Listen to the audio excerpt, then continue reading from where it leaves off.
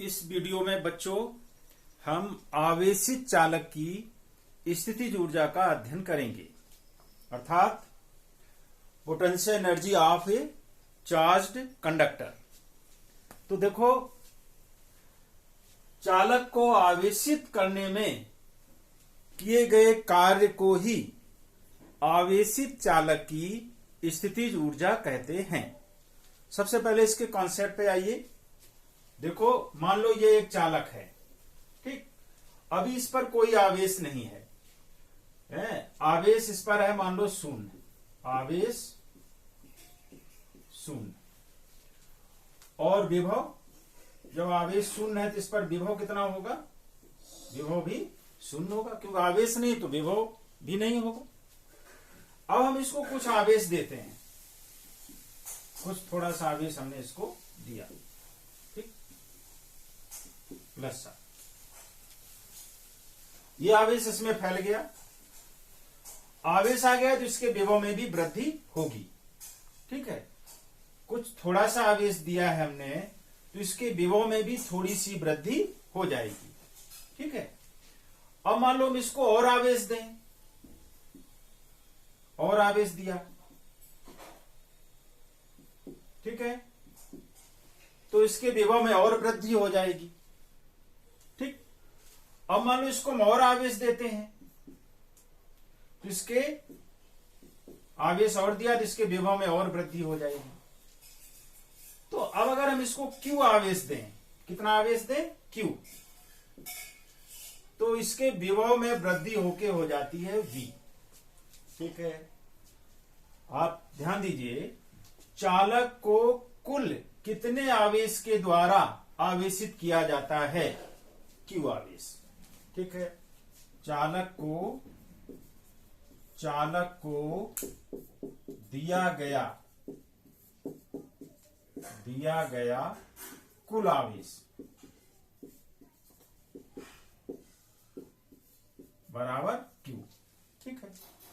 अब प्रारंभ में इसका विभव शून्य था, लास्ट में जब Q आवेश पहुंच गया तब विभव V हो गया, ठीक। तो इसका औसत विभव कितना होगा जिस पर कि इसको आवेशित किया गया है? तो यह हो जाएगा चालक का औसत विभव, चालक का औसत विभव जिस पर इसको आवेशित किया गया, ये हो जाएगा 0 प्लस V/2, यानी 0 प्लस V/2 मीन्स V/2, ठीक है। ये हो गया। अब देखिए, यहां एक चीज समझ लीजिए आप कि आखिर इसमें ऊर्जा कहां से संचित होती है। मैंने आपको अभी डेफिनेशन में बताया, चालक को आवेशित करने में किए गए कार्य को ही आवेशित चालक की इसी ऊर्जा कहते हैं, ठीक है। तो जब हमने इसको आवेश दिया, पहले जब मैंने ये आवेश दिया था, तो अब जब इसमें और दूसरा आवेश और देंगे तो जो आवेश इसमें ऑलरेडी है पहले से, ये आवेश दूसरे आने वाले आवेश का विरोध करेगा, प्रतिकर्षण बल लगाएगा, और हम उस प्रतिकर्षण बल के विपरीत इस पर बल लगाकर इसको आवेशित करते हैं।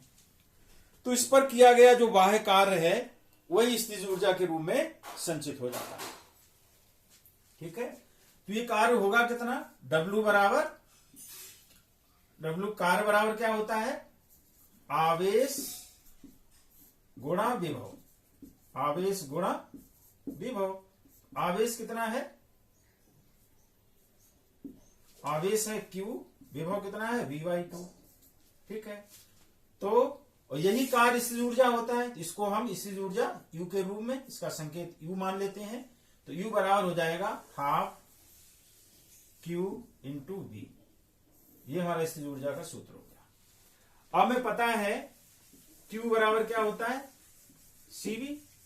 तो Q का मान यहां पर अगर हम रख दें तो U बराबर हमारा हो जाएगा हाफ CV, Q की जगह क्या आ गया? CV इंटू V, ये V, ठीक, बराबर हाफ CV स्क्वायर। ये U का इस ऊर्जा का एक दूसरा सूत्र ये हो गया। अगर न्यूमेरिकल में QV की वैल्यू दी गई है तो ये यूज करेंगे। सीवी की वैल्यू दी गई तो ये यूज करेंगे। एक सूत्र और हो सकता है, हम इसी में आपने क्यू की वैल्यू रखी सीवी, वी की वैल्यू रख दो, यहां से वी बराबर क्या हो जाएगा, v is equal to Q upon C. ठीक है, तो यहां v की जगह हम q अपॉन सी रख दें, q अपॉन सी रख दें, तो ये हमारा हो जाएगा u is equal to half into Q into we.